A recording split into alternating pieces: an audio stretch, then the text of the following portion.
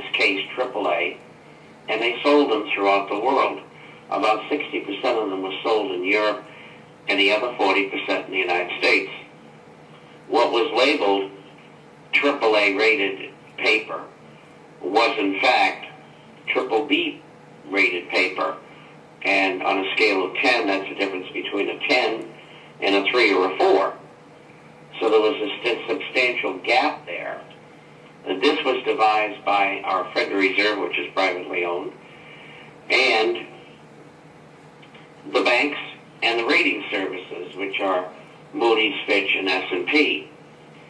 And these entities that have purchased what is now called toxic waste, they had to have known what they were buying.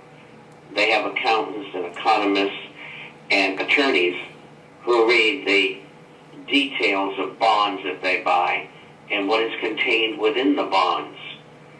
And so they had to have known that they were buying something that wasn't what it was represented to be. And so, since that time, these entities, banks, pension funds, insurance companies, etc., who bought this toxic waste, there has not been one civil suit or one criminal suit filed anywhere by anybody who has bought these, which tells me they were all in on it. So that they used these bundled mortgages to facilitate the worldwide economic collapse.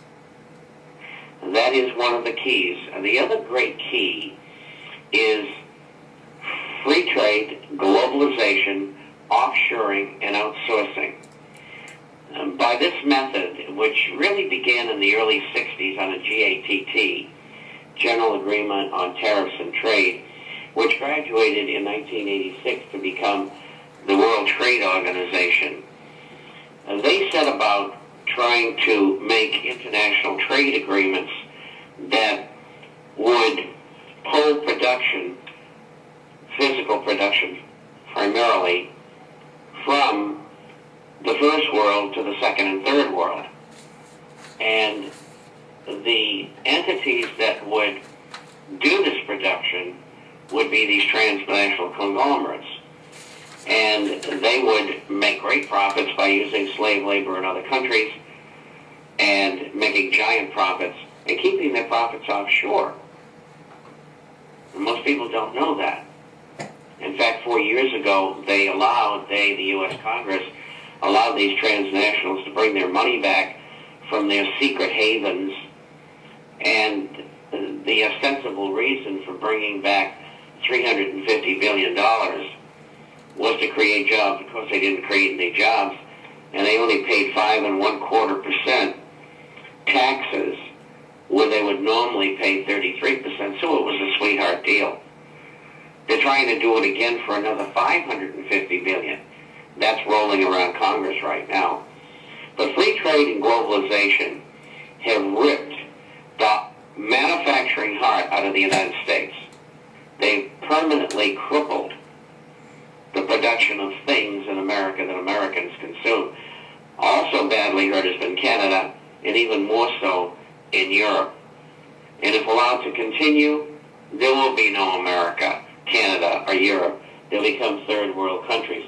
And what is the solution? It's very simple. Tariffs. That's what we had before. We had GATT and WTO.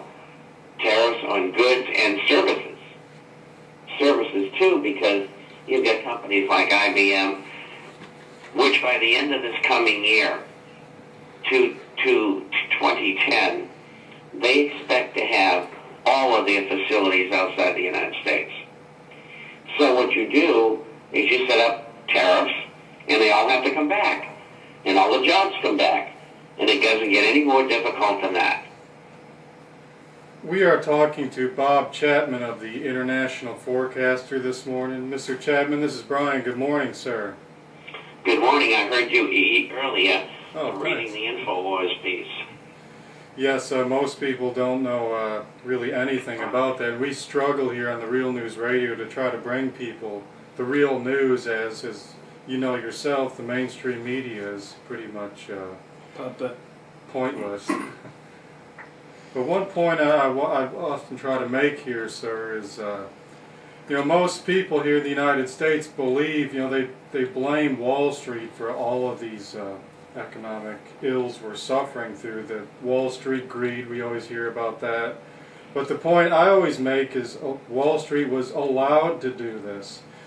The groundwork was set in front of them via legislation, like, as I always state, the Financial Services Modernization Act of 1999.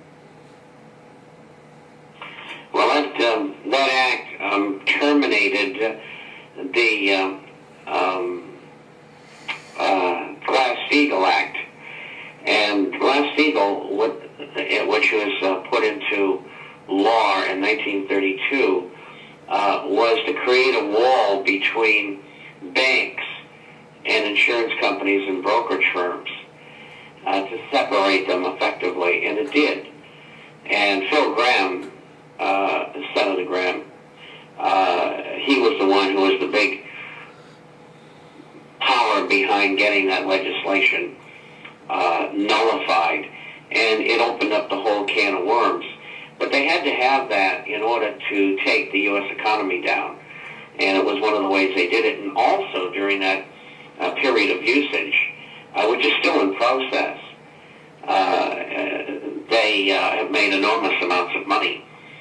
I'm writing this morning for next Wednesday's publication, and I talk about the use of credit default swaps, which is insurance against the company going under, and CDOs, which are collateralized debt obligations, and ABS, which is asset-backed securities, plus other kinds of derivatives.